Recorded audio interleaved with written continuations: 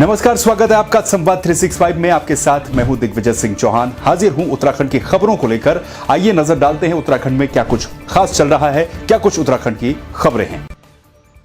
बागेश्वर में अंतर्राष्ट्रीय योग दिवस पर ऑनलाइन माध्यम से लाइव प्रसारण के द्वारा सभी लोगों को योग दिवस की शुभकामनाएं दी गई। इस मौके पर जिलाधिकारी ने कहा कि भले ही हम सामूहिक रूप से योगाभ्यास नहीं कर पा रहे हों, लेकिन लोग ऑनलाइन जुड़कर अपने घरों में रहकर योग कर रहे हैं।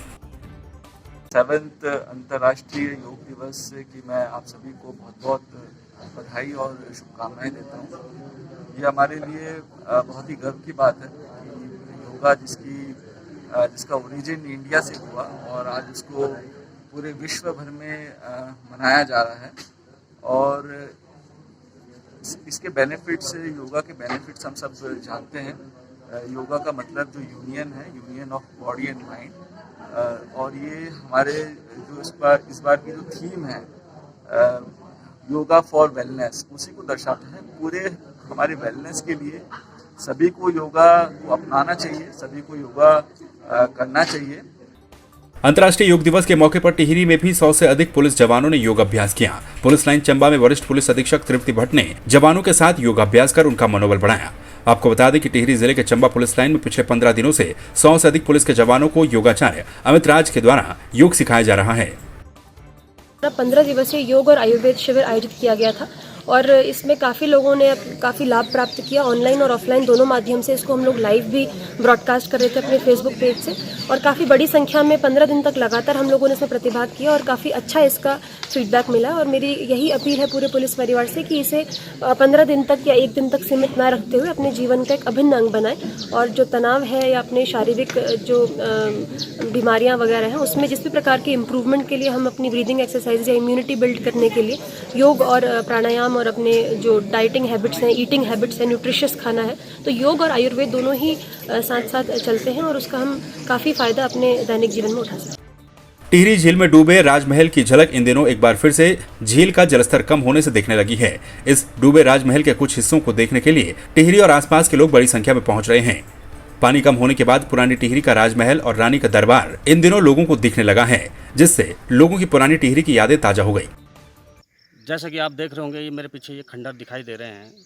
देश हित में जब टिहरी बांध परियोजना बनी और ये सुंदर सा शहर पुरानी टिहरी इसमें जलमग्न हो गया, इसमें हजारों लोगों के घर इसमें जलमग्न हो गए देश हित के लिए। आज भी जब ये पानी जब झील का कम होता है तो लोग दूर दूर से, बुजुर्ग लोग जिनका यहाँ जन्म हुआ, जिनके यहाँ घर थे, वो ये इस महल को देखकर अपने घर की और अपनी पुरानी यादें ताज़ा करते हैं। और बड़े दूर दूर से लोग आते हैं इसको देखने के लिए और इसकी वीडियो फ़ोटो वगैरह ले जाते हैं।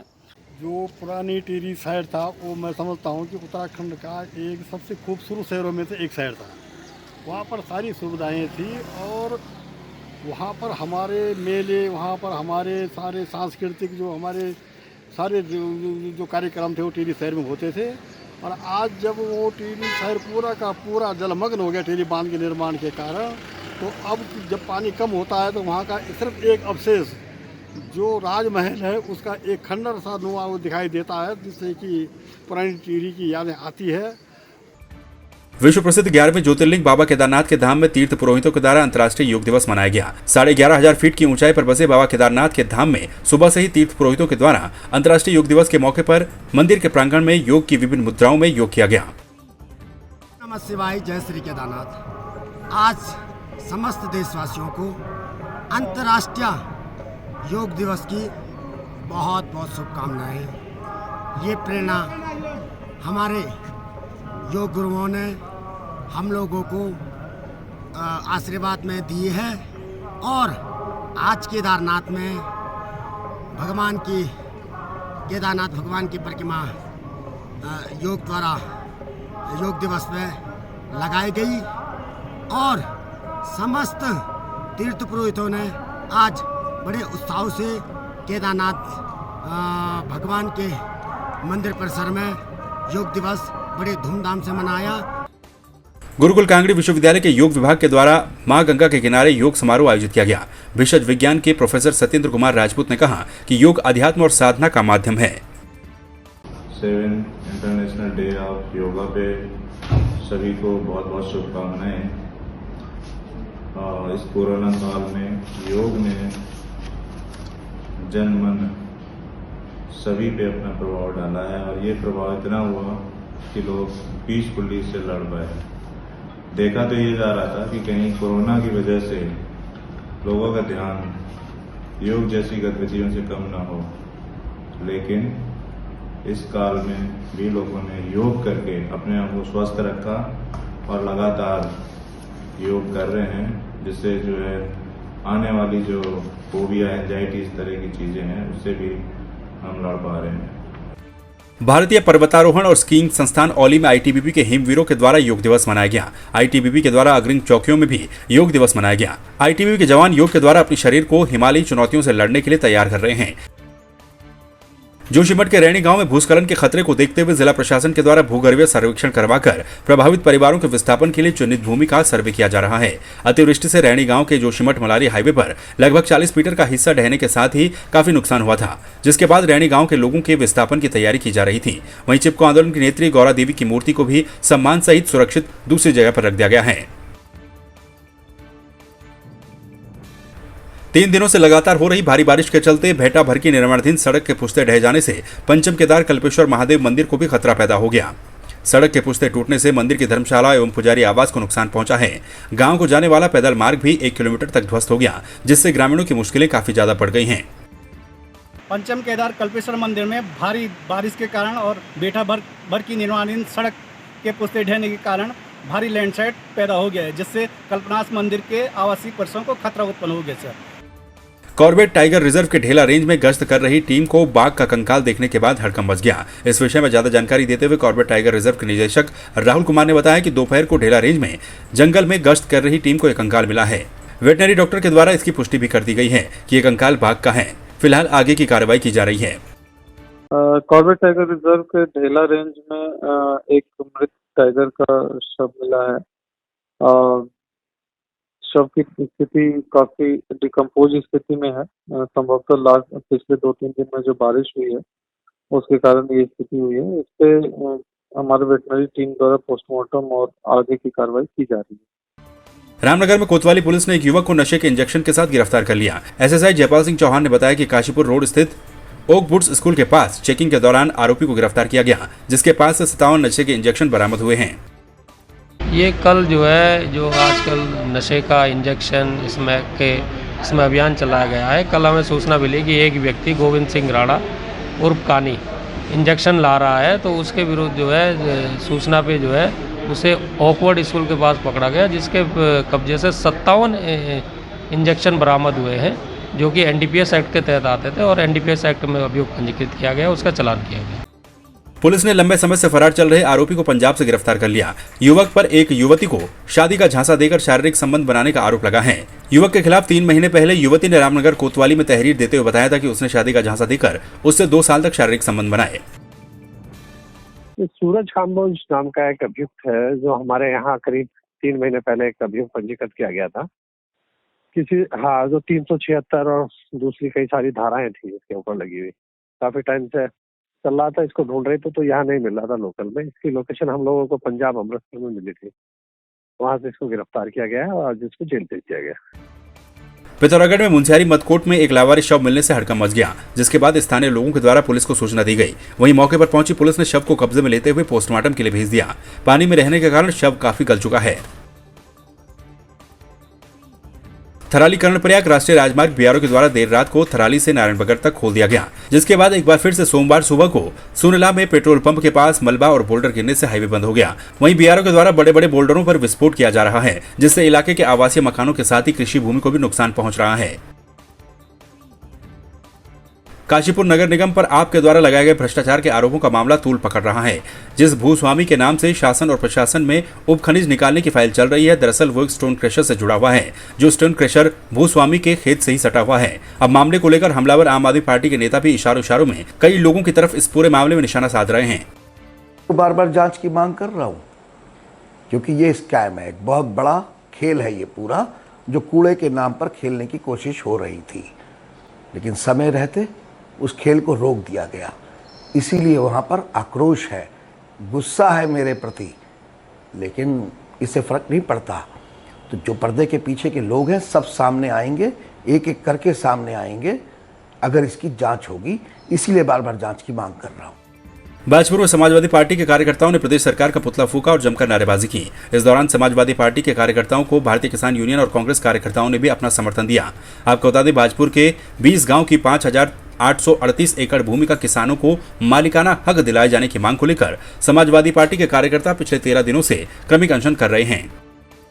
आपकी जानकारी में पहले से ही है, समाजवादी पार्टी का जो धरना चल रहा है उसको आज 13वां दिन था, लेकिन सरकार की कानून बिल्कुल अभी तक जू नहीं लगी है। इसको जगाने के लिए आज प्रदेश सरकार, भारतीय जनता पार्टी की सरकार का पुतला फूंका गया है। साथ ही आज हमारे लोगों का कहना है कि अगर उत्तराखंड सरकार के लोग नहीं सुनते तो पुतला दहन का कार्यक्रम जो आज किया गया है, जो आगे कार्यक्रम किए जाएंगे उसमें समस्त क्षेत्र के 58-34 एकड़ भूमि के लोग हैं वो सड़कों पर उतरने की तैयारी में हैं। इसको लेते हुए आज भारतीय किसान यूनियन के जिला उपाध्यक्ष भाई अमित जोशी जी, कांग्रेस से मनदीप नरवाल जी और हमारी समाजवादी पार्टी के अध्यक्ष काशीपुर से, जसपुर से रवि छाबड़ा जी शायद उनके साथ लोग आए हैं, जो आज पूरी प्लानिंग करी जा रही है। इसको उग्र आंदोलन करने की चेतावनी भी आज हमारी सरकार को है।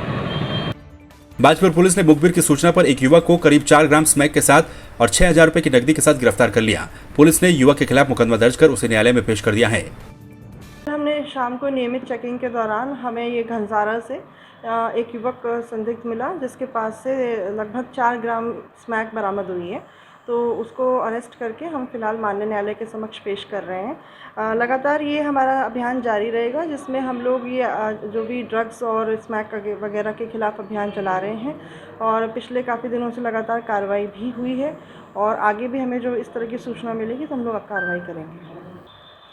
ये खनन की सूचना थी बन्नाखेड़ा क्षेत्र से, तो चौकी के सहयोग से और वन विभाग की टीम से हम लोगों ने वहाँ पर छापा मारा और उसमें 7 वाहन सीज किए गए हैं और सभी को हमने वन विभाग को सुपुर्द कर दिया है।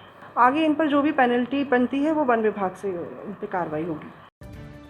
प्रदेश सरकार के द्वारा 18 साल से अधिक उम्र के लोगों को वैक्सीन लगाए जाने के लिए स्लॉट प्रक्रिया को हटाए जाने के बाद बाजपुर की राम भवन धर्मशाला में वैक्सीन लगवाने के लिए भारी संख्या में लोग पहुंचे, जहां पर स्वास्थ्य विभाग की टीम के द्वारा लोगों को वैक्सीन लगाने का काम किया गया। आज उत्तराखंड सरकार द्वारा पहली बार ऐसा हो रहा है कि विदाउट एनी स्लॉट डायरेक्ट आधार कार्ड से रजिस्ट्रेशन करके 18+ को वैक्सीनेशन करा जा रहा है और अभी 12 नहीं बजा है और काफ़ी सारे लोग आ गए हैं। लोगों में बहुत उत्साह है इसके लिए, क्योंकि आज कोई भी स्लॉट का रजिस्ट्रेशन की ज़रूरत नहीं है। आप आएँ और आधार कार्ड से रजिस्ट्रेशन होगा आपका और आपको वैक्सीनेशन हो जाएगा। तो इसलिए लोगों में काफ़ी उत्साह है, लोग आ रहे हैं, भारी संख्या में लोग हैं। अभी भी बहुत भीड़ है, 500+ रजिस्ट्रेशन होगा आज वैक्सीनेशन यहाँ पे। तो इसको देखते हुए काफ़ी सारे लोग अपने आसपास के जितने भी लोग हैं सब लोग वो लेकर आ रहे हैं। 18+ का वैक्सीनेशन स्टार्ट हो चुका है without slot. Berinag Almora motor मार्ग रविवार देर शाम से सेराघाट के पास मलबा आने से बंद हो गया। मार्ग बंद होने से हल्द्वानी, पिथौरागढ़, धारचूला क्षेत्र को जाने वाले सैकड़ों वाहन मार्ग में फंसे हुए हैं। लोक निर्माण विभाग के द्वारा लगातार मार्ग खोलने के लिए जेसीबी मशीन तैनात की गई है, लेकिन मलबा ज्यादा होने के कारण मार्ग नहीं खोला जा सका। 24 घंटा का समय व्यतीत होने के पश्चात भी यह रोड नहीं खुली है। क्या पिथौरागढ़ का जिला प्रशासन तथा संबंधित विभाग पीडब्ल्यूडी बेरीनाग अभी इस रोड को खोलने में नाकाम रही है। इस संबंध में मैंने जिलाधिकारी पिथौरागढ़, अधिशासी अभियंता लोक निर्माण विभाग बेरीनाग से दूरभाष से वार्ता की और उन्होंने केवल आश्वासन दे रहे हैं कि शीघ्र ही सड़क खुल जाएगी।